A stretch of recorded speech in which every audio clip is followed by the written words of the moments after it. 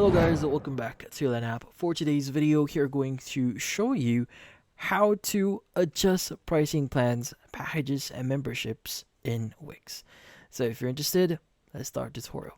So if you're wondering how to exactly adjust those details on your Wix website, so just to give you an idea, for example, you are in the setup page here and you are able to set up a few things here. Like you could set up your services, hours, set up your payments. But just in case, like for example, you don't have the access to set up here, how do you manage your pricing, your packages here?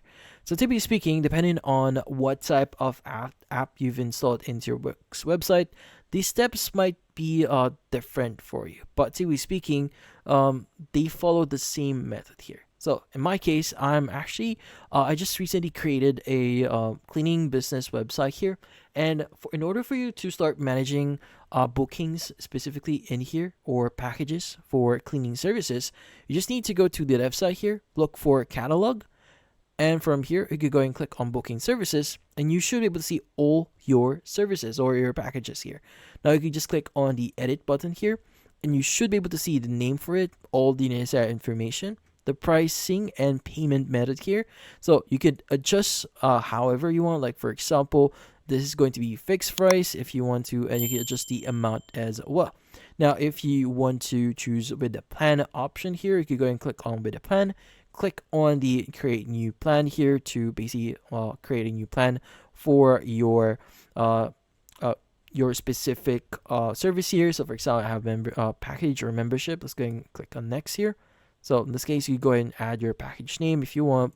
And as you can see, we've just added some package here. So basically, you just need to fill out the details before.